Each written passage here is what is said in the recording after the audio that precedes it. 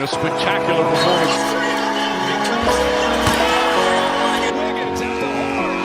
Curry from half court.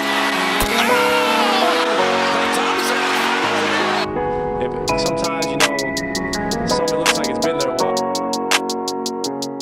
We are here, the 3 Points podcast, the Three Musketeers. We're all back. Shout out our boy Wes, our recently graduated boy Wes. We're gonna do a round of Hell applause, yeah. silent round of applause. I don't know if you listened to the last episode, Wes. We kind of had a segment dedicated to you. Shout Gave you out. a little shout out. Uh, gave your personal information, your university, where you're You currently made sure to at. mention the university. Yeah. Oh, 'Cause it's specifically, so impressive, what Yeah. it really is. It really is. I mean, obviously we didn't mention as a top 10 university though. It's for engineering. So shout out you. We're all back in the building, and it's a special day. It's a special, special day because we're in the second round, baby. The Golden State Warriors, Game 7. We came through, and in the moment, Game 7, high pressure. We got some top dogs here. We got Draymond Green. We got Jimmy buckets. They're not afraid of the moment. We got Stephen Curry. But who rose above all? Who was the man? Buddy freaking Buddy Hield. freaking Hield. Oh my God. Holy crap. Buddy Hield. Oh my God. Last night in the last episode, when Thomas and I were sulking, we were down. I thought it was Jover. We were thinking we need our role players to show up. And our role players did show up. Steph and Butler. The stars also showed up. Buddy freaking Hield. Oh my God, absolute phenomenal performance by Buddy Hield. We're going to read his stat line out in a second. 33 points, plus 17, 9 of 11 from the 3-point line. I think he just got either it was a franchise record or a league record for most 3-pointers in a game 7. The league record. Phenomenal. Him and League DiVincenzo. record. Phenomenal. Like, this is probably, I mean, I'm biased, recency bias, etc. It's got to be the best game of his career. We single-handedly won. I mean, obviously, single-handedly is an over-exaggeration, but if he did not play lights out like he did today, we don't win because Steph struggled severely. Quarter 1, quarter 2, quarter 3, and then quarter 4, he finally he did the daggers. He hit the dagger. He kind of hit the nail, put the hammer, and it was game set match. But Nail into the who coffin is the kept us phrase you're in looking it? for, by the way. Yeah, literally. I did everything but that one phrase. I was running around in circles. Thank you for that.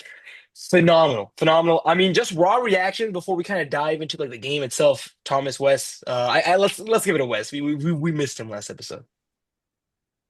Yeah, I mean, we responded well to what they were killing us with in the 2 games that they won straight on us, and kind of just we won under pressure. I think it's like the key. Like they seemed, other than like Amen Thompson, who was kind of the only Rocket that had it against us tonight. Nobody else really had it. I think the lights were too bright. So Thomas, not sure this. without too much analysis, I just kind of mean, raw, fresh off the game. yeah, I mean, like, what did we say? Not just me, but both of us say last episode. We said the role players had to show up, and they showed up, and that's the difference. I mean, specifically, when I said role players, it was mostly Buddy Hield because Pods kind of had a rough game. Moody was kind of out of the rotation for most of the game, but all we need 33 from Hield. If you had told me 33 from Hield last night, I would have been like, oh, we're probably winning. So yeah, Yeah, and I mean, and now moving a little bit deeper into just some of the raw reactions, it was, I mean, I gotta give credit because this was a defensive game. So although the Rockets didn't show up offensively, except for Amen Thompson, honestly, shout out to the young man. It's kind of weird saying young man. He's like 2 years older than me, but in the NBA sports analysis arena, that's kind of the lingo we got to use because he's a young man in the league, right? Phenomenal performance from him. 9 of 16 from the field. 24 points, 9 rebounds, 1 steal, 1 block. He wanted it. He wanted it, and he was there. He was playing. He has a bright future in the league. The lights were not too bright for him. But to my point, that the rest of the Rockets struggled. It was a defensive, like doghouse fight. Other than the fourth quarter, no one broke through 30 points. We had 23 points in the first, then 28 in the second, and then 19 in the third. It was a very, very defensive game. And shout out to the Rockets. They had Steph on locks. It was like suffocating. The doubling, everything. It was this. Maybe it's recent devices the game just happened, but this has got to be one of the best defensive performances on West. On Steph they Man. had on Steph they had in the series. Am I over exaggerating by that statement, guys? In this series, yeah. just he did get other guys involved though is the thing. Like the reason why his game like he was scoreless, but he was getting other guys involved like plenty throughout the game. Like Buddy especially, he kind of like Buddy broke the zone because he was kind of yeah, that's the exact pass I'm thinking about, like that over the head pass. But just like his gravity, like he created so many four and threes. So even though his scoring wasn't really there, he still kind of they were face guarding him and holding him off ball, but he was still able to kind of have a positive impact on. He was giving role players good looks. Like Moody had solid looks, just kind of missed everything. But Buddy had the same looks and made Everything. him. So, but Thomas, yeah, you seemed a little bit hesitant when I said that I think this was the best defensive performance they had on Steph specifically this series. Well, I mean, you can defend anybody well if you just double them the whole game. Like, I mean, obviously it's a strategy, and it's an effective strategy. It's it shutting down Steph. But ultimately, I mean, again, this is like the same thing we talked about last spot. When you play like that, you are conceding wide open looks to role players on every given possession, or at a minimum, you're conceding wide open drives to the basket to role players on any given possession.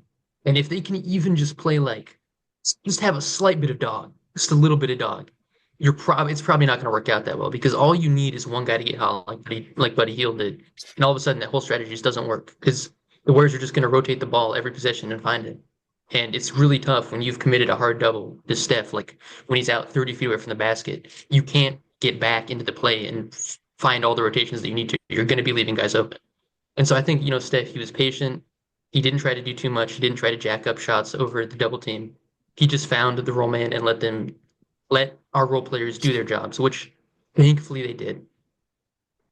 I think I will say though, what I'm more talking about, you're 1,000% correct. But to my one point is that because they have been doubling Steph the entire series. It's not like today they realized, all right, let's start doubling Steph.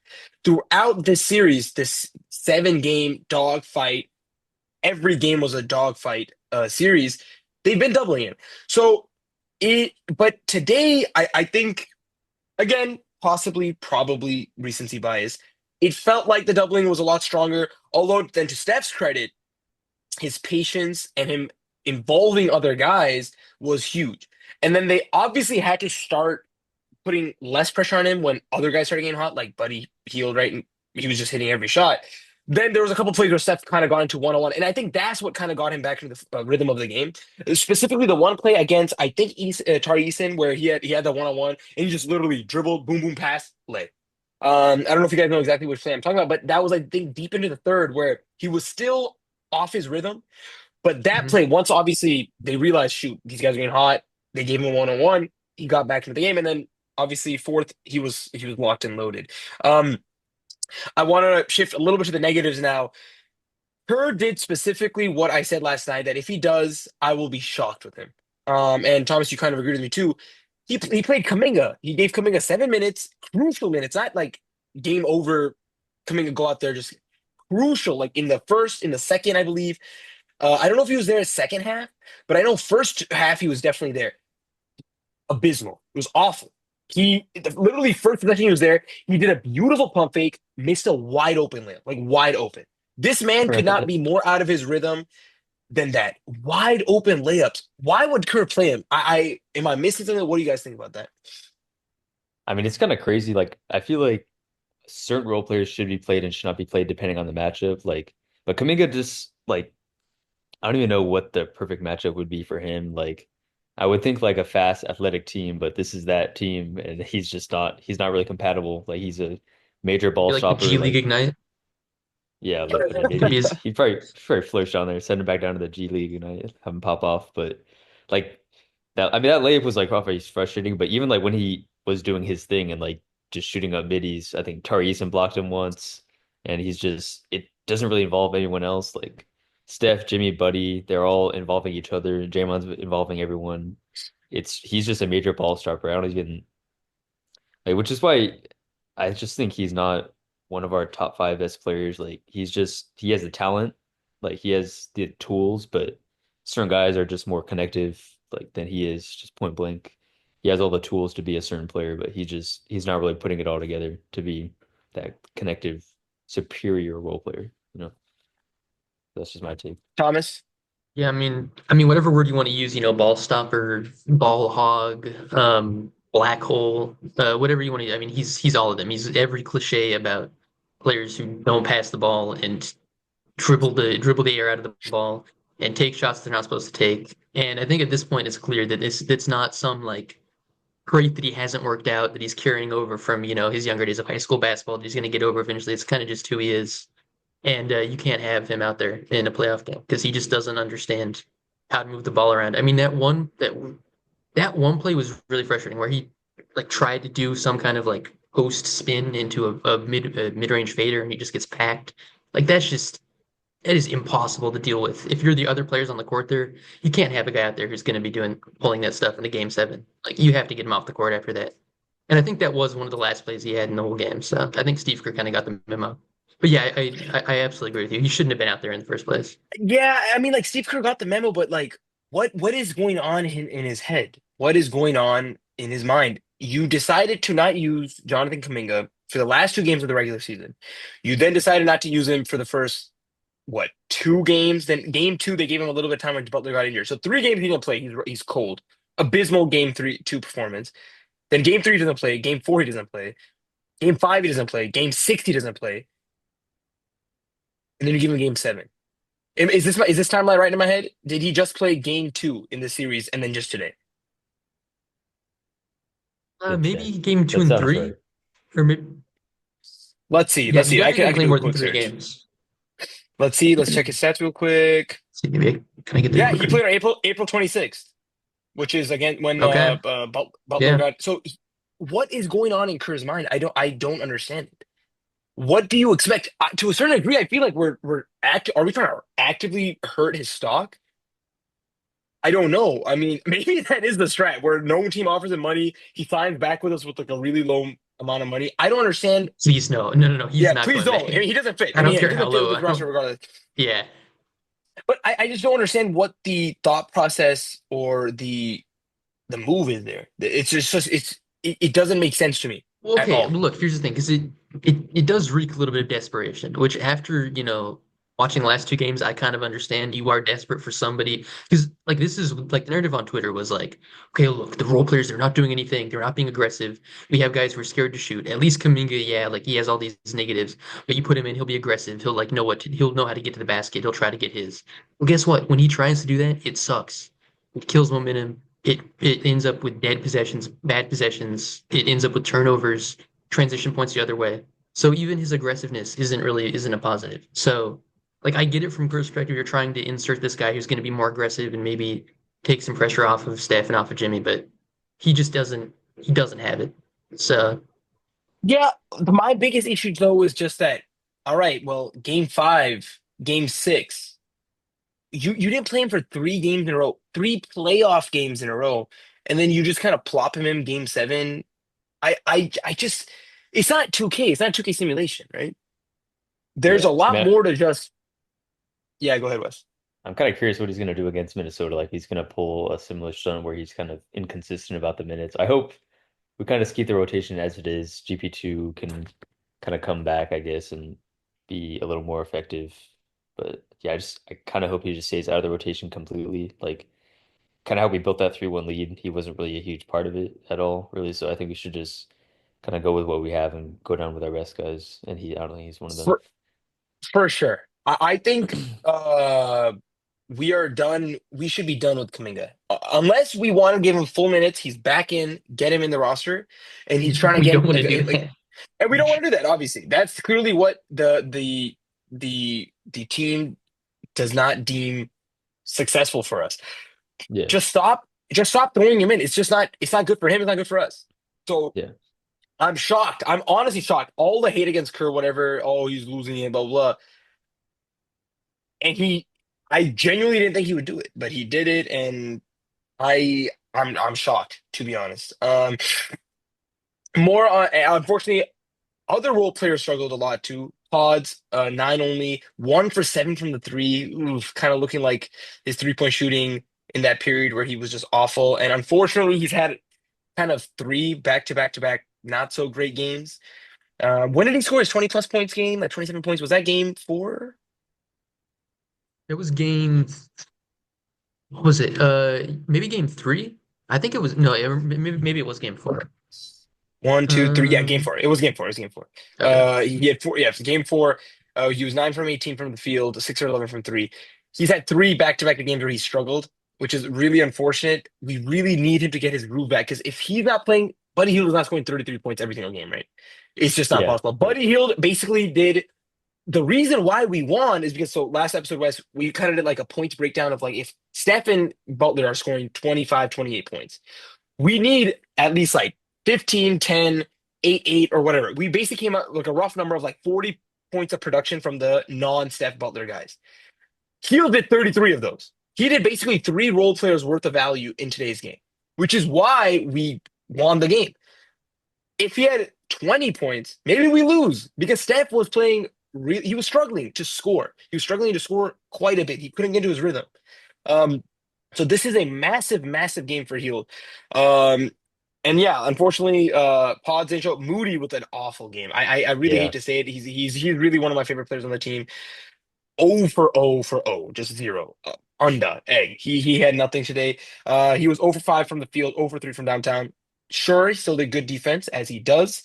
And same goes to Pods. I'm actually curious. Don't He want drew to a couple step too long because I do. charges Exactly. in that same I game. am curious though. I was going to ask you guys, has your guys' opinion on Pod's defensive ability changed at all? Because I know a couple months back we had a debate talking about how good Pod is defensively, and I was on the stronger side saying that he is a good defender.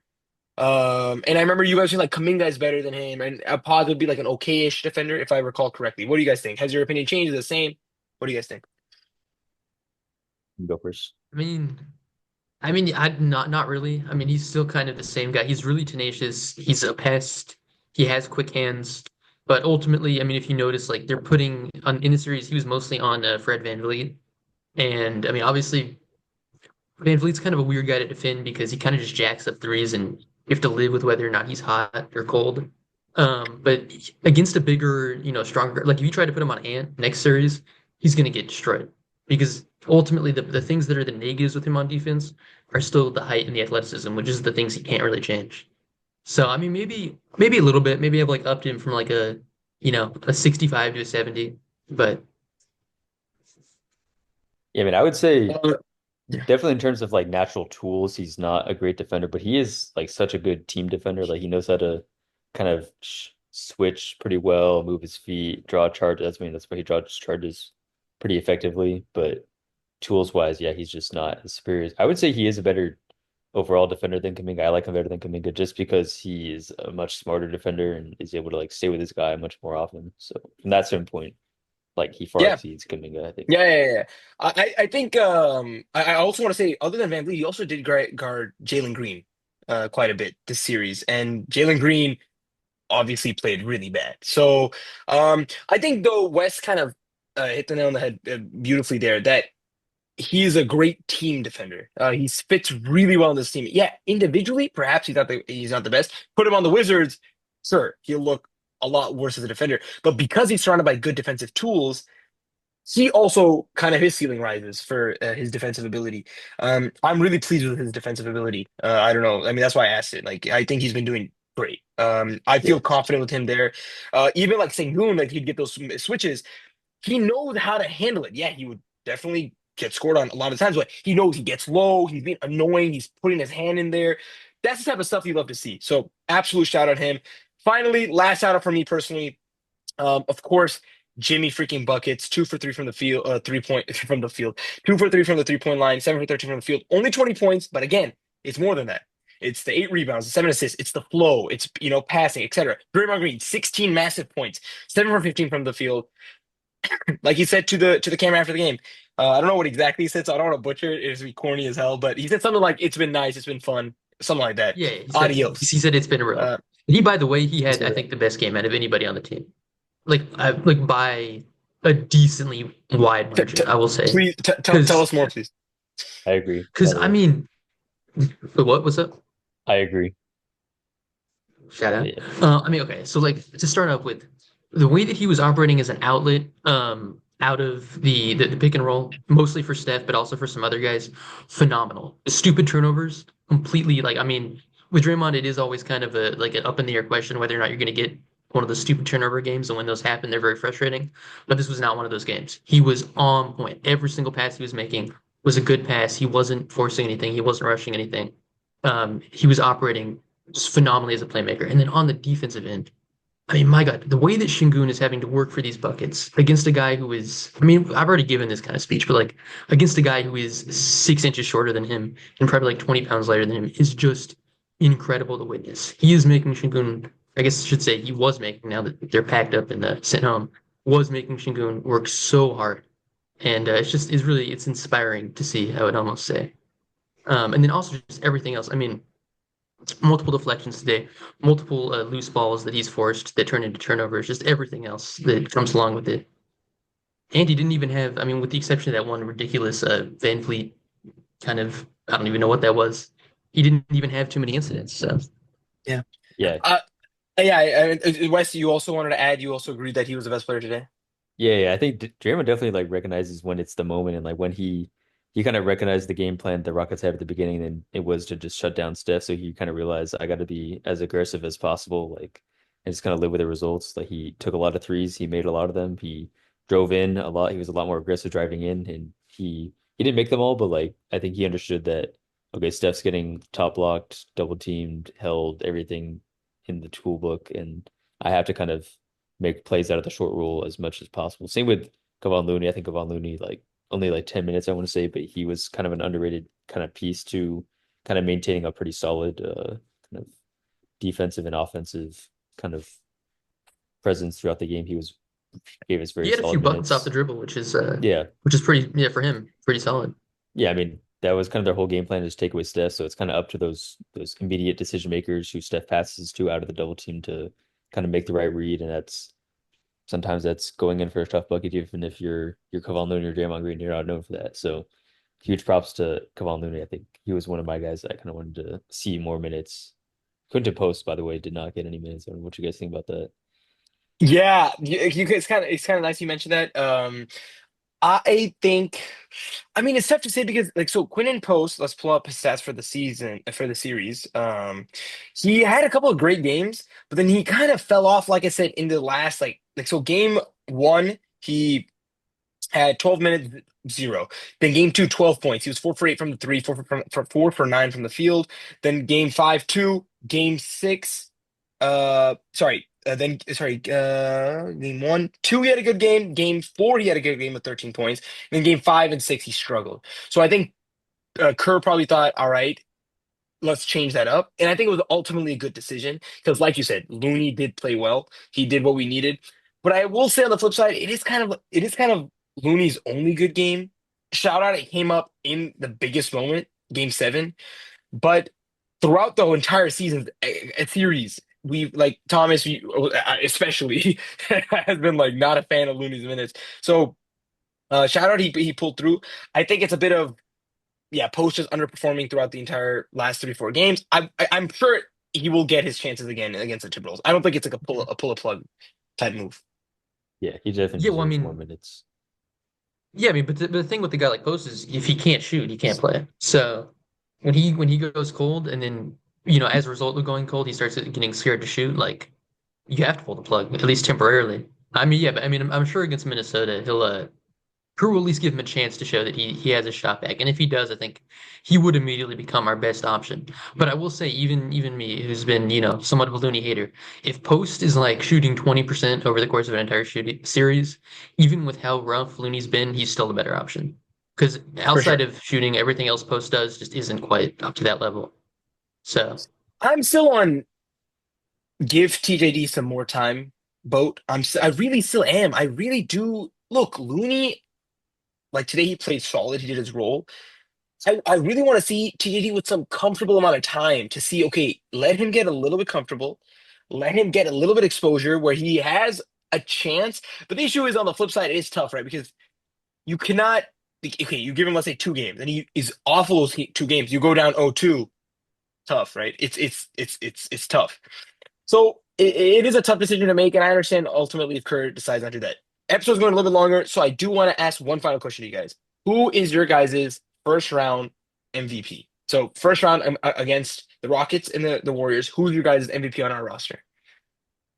The defense. It's hard to No, give a no, no. clean Like yeah, which? answer. that's Wait, like wait, it's wait. not a trick question, Wes. Wait, what'd you say? I kind of missed what you said. You said the defense? Yeah.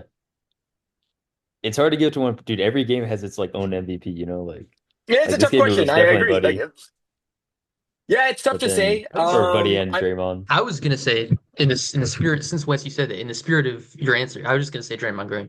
I think Yeah, objectively speaking, given like you that said, that because the makes defense sense. absolutely was what won us the series, and given what we all know how much he impacts the defense in totality, I think you have to give it to him. Yeah, I agree. I totally agree. Number one is Draymond. My number two, though, very close. Like again, very close second because of course the standard is a lot lower and they did a lot more than their standard. Is Buddy Hield? Because he also showed up massive in Game 3 where Butler was out, and if we lost that game, it's wraps because.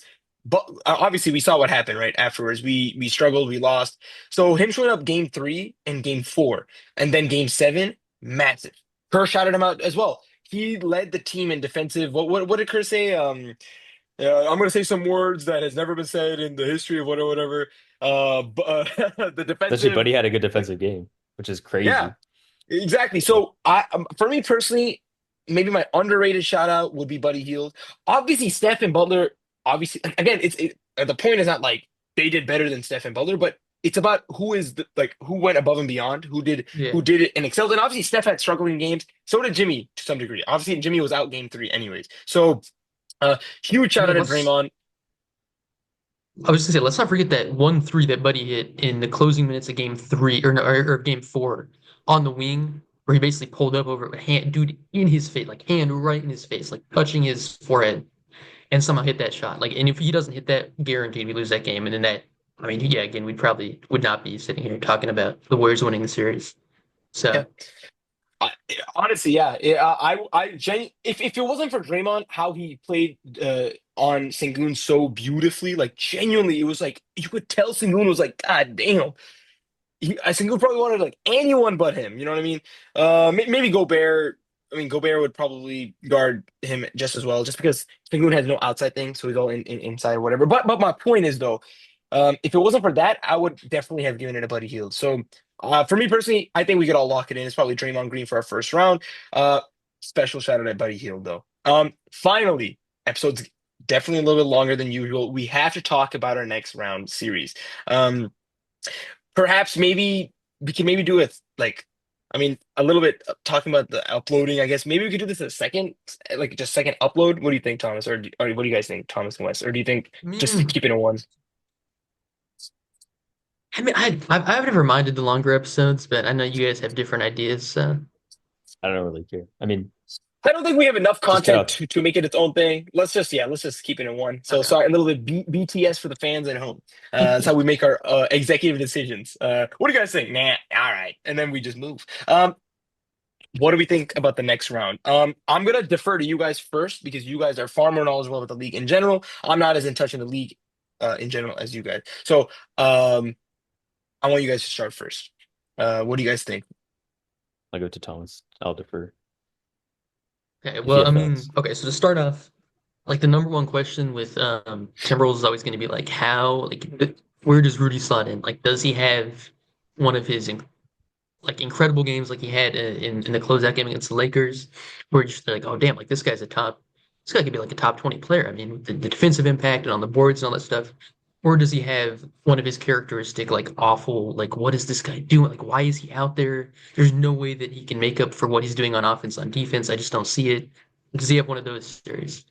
Um, Against the Warriors, I think there's definitely potential that he could have one of the former. He could have a good series because, as we just saw, like with Steven Adams and Shingun, the boards are such a weakness for us, and he has always been a genuinely elite rebounder. I don't think he could quite do what Adams did because, like the touch around the rim is just so bad. Like he's not going to be a threat for putbacks like Adam was. I mean he's a threat, right? But it doesn't always go in. Um, So I think that is the biggest question. And then the other, with speaking of Gobert also, can Steph take advantage of him in the pick and roll? I mean, number one like task for any team facing a Gobert defense is to bring him into the pick and roll, bring whoever his matchup is into the pick and roll, and let your guards run pick and roll against him. And obviously, Steph is a great candidate to do that because Gobert absolutely cannot play what do you call it when he can't play drop coverage against him, and that's a it's one of his huge weaknesses is that when he's not able to play drop coverage, he really struggles.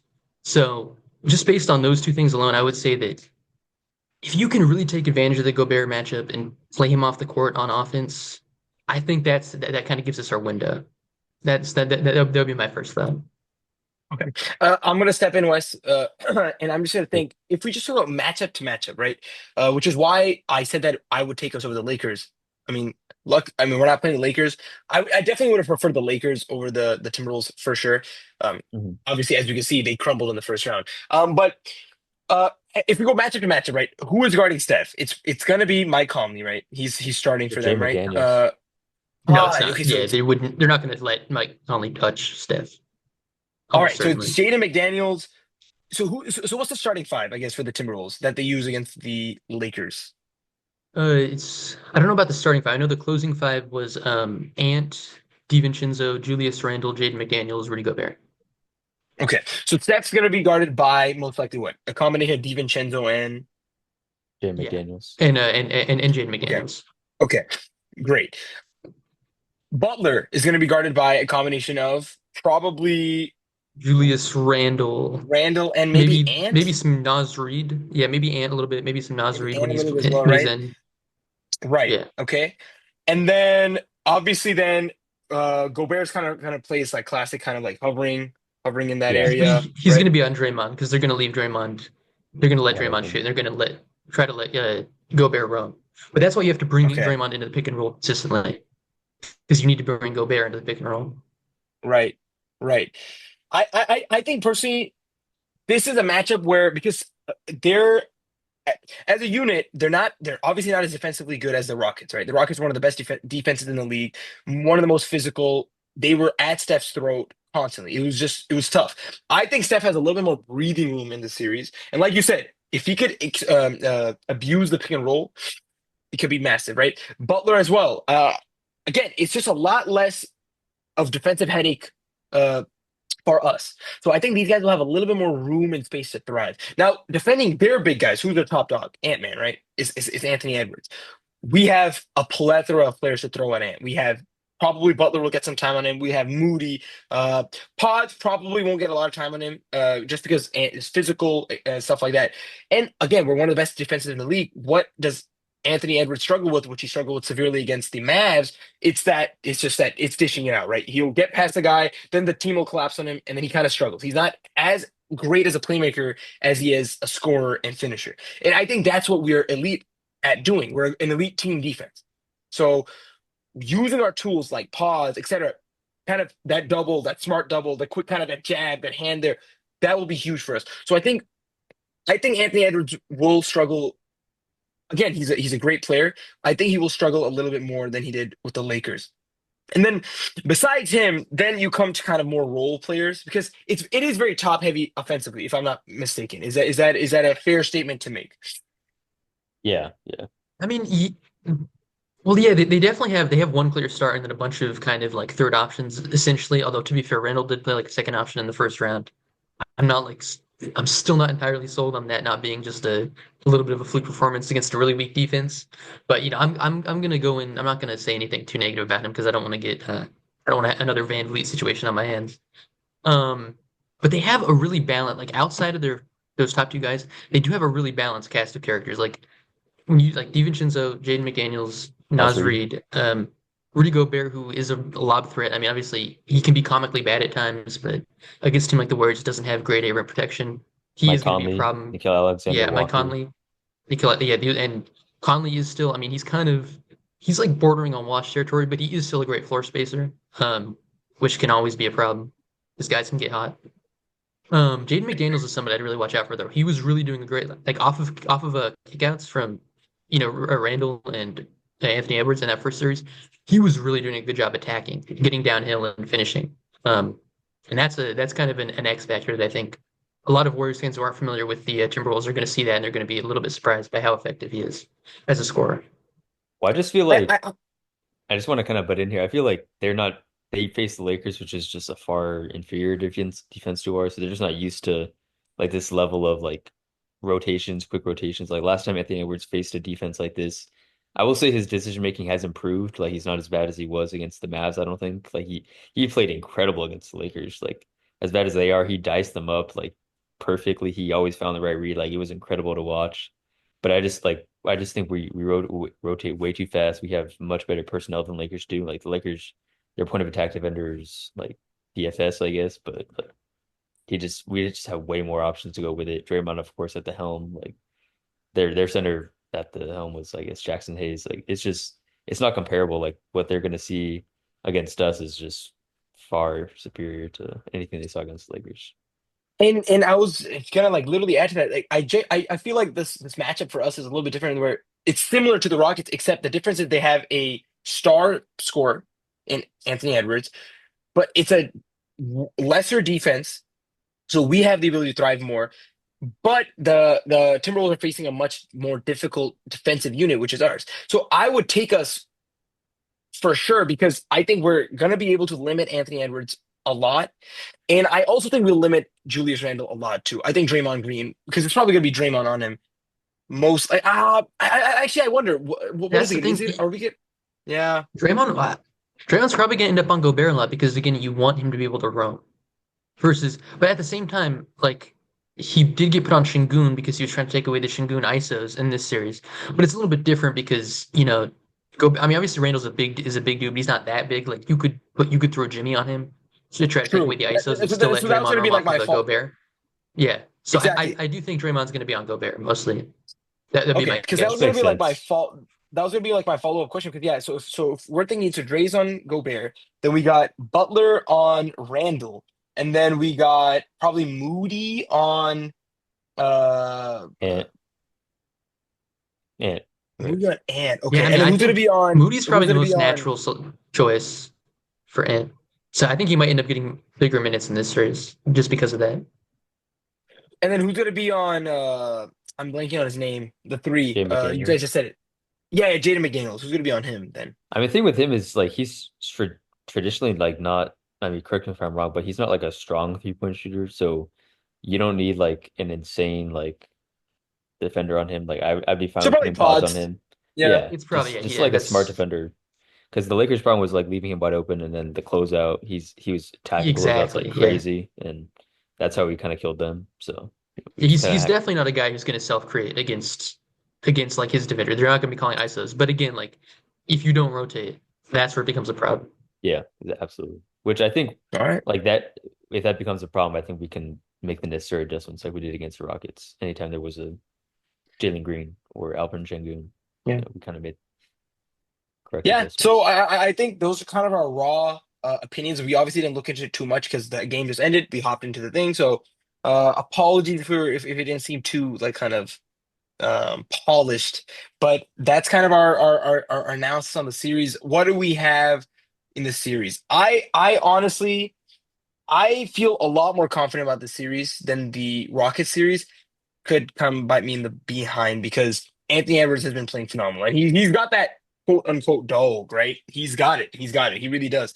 But he did kind of collapse against the Mavs and he did struggle a lot. And I think he may face similar issues. Albeit the Mavs also had elite lob threats with